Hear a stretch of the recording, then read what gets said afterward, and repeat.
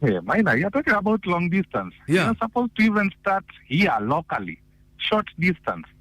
It is sad when you're being told, hii ni matatu ya mkubwa, ndio maana ina overlap. Even a junior traffic officer cannot stop it. Short distance. How many drivers out of 10 can pass an alcohol blow test at 7 a.m. in the morning? Kwanza kuna kitu wanaweka inakaa sijui ni majani kwa ulimi. Maina.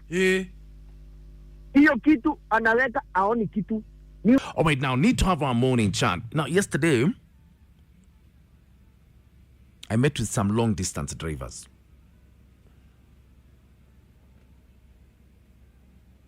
And we had a conversation, and what they told me was very worrying. And I realized and asked myself, are we aware of this? And if so, what are we doing about it? I just had to go and look at the road fatalities for 2025. We lost 4,458 people. Huge majority of that on long distance highways. This is what they told me. They're normally given money to go and rest when they are around, so that by the time they get into the bus in the evening, they are fresh. So you know that's supposed to happen. Well, most of the time it doesn't happen. So they're up and about going doing their biasharas. A lot of them are in bars. That's a crazy thing. A lot of them are in bars. And when takeoff time reaches 11 p.m., midnight, 9 p.m., 10 p.m., they get behind the wheel and they head out of town. Do you ever observe your driver if you travel long distance? And when you see the driving is becoming erratic, do you raise your voice?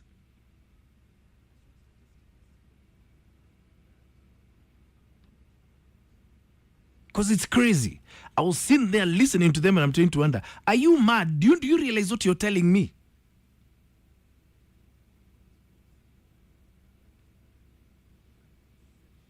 They do not spend money on those resting rooms. They pocket that money. They go about doing their biashara. If there are any biasharas they've got doing, a lot of them go to bars to pass their time. 8 p.m., 9 p.m., 10 p.m., time for takeoff. They get behind the wheel, park the bus, and head out of town. And very few people know that.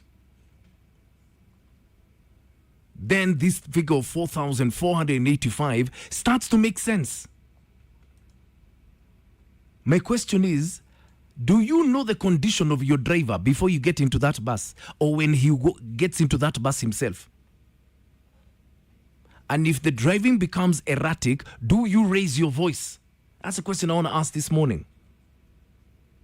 Because what they told me was astounding, shocking. I need you to give me a call, Tafadhali. 0711-046-105. That's my number. Hit me up on X, Classic 105 Kenya, or at It's My Neck Again. Please don't forget the hashtag It's My Neck King. And you hit me up on my fan page on Facebook. Are you aware of the condition of your driver by the time he's starting that bus? He was insane. I'd never had anything as crazy as that. 0711-046-105 is my number. Let's talk, because this is one conversation, and I think you need to get your power back. If you use public transport, get your power back. Is it possible? Let's talk. So we're talking about long distance driving. I was with some drivers yesterday. We had a long conversation that was nothing short of mind-boggling. So the money they're given to get rest rooms so they can get some rest ahead of their trips the next evening is never utilized. They never rent the rooms. They keep the money in their pocket. They go about their daily biasharas. A lot of them go to bars to while the time away. 8 p.m., 9 p.m., 10 p.m., they get behind the wheel with you and all your goods and head out of town. Did you know that? Because that is shocking. I'm looking at the stats for last year. 4,000 458 people are what we lost on the roads. That's a hell of a lot. Mumina Vettel, good morning to you. Hope you're well. Karibu sana.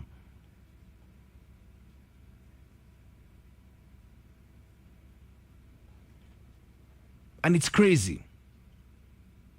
Duncan Ortiz is saying, man, what you're saying is true.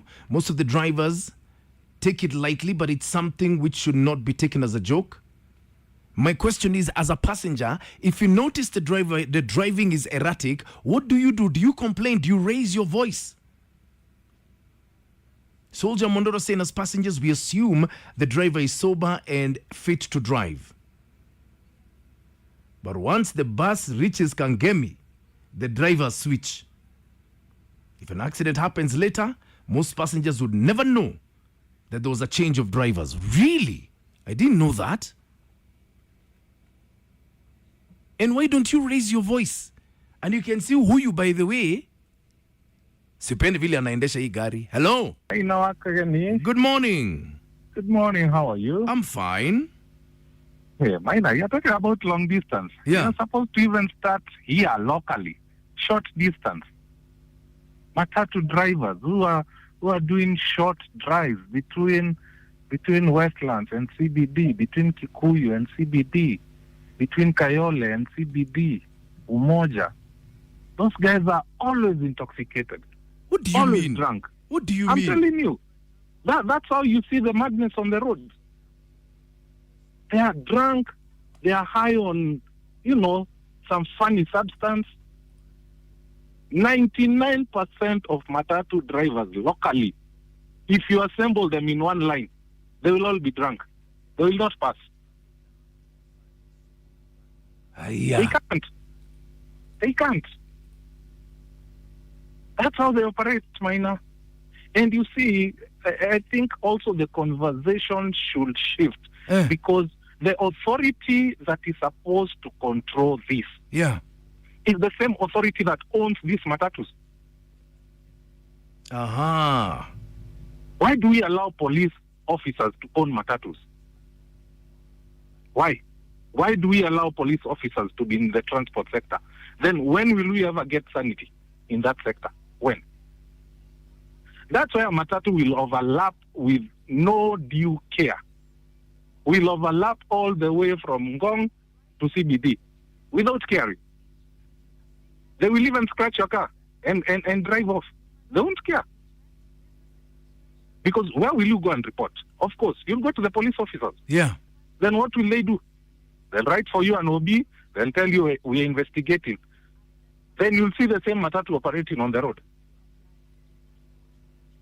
We need to change the concept. And I don't know how the government has allowed this to happen. It is sad when you are being told, hii ni matatu ya mkubwa, ndio maana in overlap. Even a junior traffic officer cannot stop it. They can't. Otherwise, they are transferred from Nairobi to Molo to go and arrest donkeys or whatever. So they can't. So yes, we can talk about long distance. We can talk about the numbers. But sometimes I feel if we can't address the issue from the source, then we might never get a solution to this problem. It is sad about the numbers we are talking about. 4,000 is not a small number. Yeah. 4,000 is a full ward somewhere. It's a full community. So basically you're saying an entire community has been wiped out because of carelessness, because of negligence of one particular individual, a driver. That is shocking. A driver. Okay. So before you even throw your net deep into the woods, we need to start addressing the problem here locally. Short distance. How many drivers out of 10 can pass an alcohol blow test at 7 a.m. in the morning? I can bet you 9 will fail. 9 out of 10. I can bet you. Tell NTSA to run that thing. Tell them. And then you'll see Matatu operators going on strike. Not because of fuel, But because they know. All these people are always drunk, high on substance. You know, they are never sober. That's why you can never see a Matatu driver following traffic. They can't think. Because you sit in traffic for 2-3 minutes, the first thing you start doing in your head is sleeping.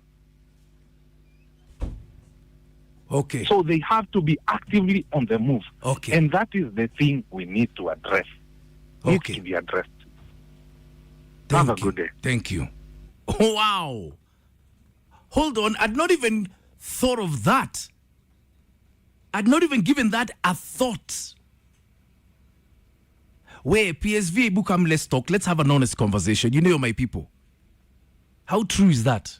We're talking about, it's even moved from long distance Matatus and buses to localized buses, and there seems to be a problem. And it's incredible. I cannot believe what I'm hearing this morning. David Getcher saying last caller raised a very good point about short distance travel.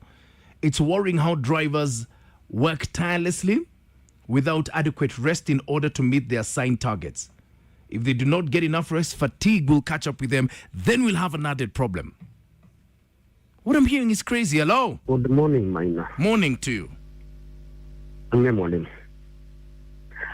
Maina, I support that guy ametoka hapo 105%. Yeah. This local, wacha mambo ya nini ya long distance. Yeah. This local Matatu, Uber drivers, most of them ni walevi. Kwanza kuna kitu wanaweka inakaa sijui ni majani kwa ulimi. Maina. Hiyo kitu anaweka aoni kitu. Ni walevi, alafu mtu ananuka kama zenge. Kuna kwanza tu matatu za kutoka Kangware, James Gishuru roundabout. Yeah. Maina, huyo mtu hata ukikaa tu ni Mungu tu, mnaweka roho, mnatoa roho kwa mwili, unaiweka kwa bonnet, uenda at least Mungu awafikishe. Ungatarungai usiku, gari za zile zinakaa matatu ndogo. Maina, hao watu ni walevi. Vile huyo jamaa amesema, NTSA waweke alcohol mchana, saa 12:30 utapata ya asubuhi mtu ni mlevi. Na let me tell you, this mess yote inatokana na traffic police. Sababu, ukiongelesha dereva utasikia ni mlevi. Unafanya nini? Kama unakuta polisi mwenyewe ni mlevi, ataweza shika mlevi mwenzake. Na gari ni yake, ataweza ishika. Hawezi. Hawezi. Maina, nikuulize saa hii, ni kwa nini tunatengeneza highway? Unakuta highway, lakini matatu hapo ndio zinafanya stage. Ukiongelesha mtu ni mlevi anakutakana vile anataka. This country sisi ndio tunaiharibu. Na abiria tuongee, abiria waongee. Unasikia unaendeshwa na mlevi, alafu uongei, juu atakuuliza ununue gari yako. Na yeye hana gari. Asante. Wait, what is going on here? What do you mean NTSA start alcohol at 7 a.m.? What do you mean? This is insane. Truly is insane. How the final word, huh? I want you to close our discussion. It's all about, well, I think the problem is not just even long distance, because even local distances are a problem. I did not even know we had that much of a problem. Cleophas Kangede, good morning. Saying most long distance drivers are always under the influence of alcohol. Either weed or substance that they put under their lips for steam to help keep them awake all those hours. It's crazy. What I'm hearing is just nuts. I never, ever imagined it was that bad.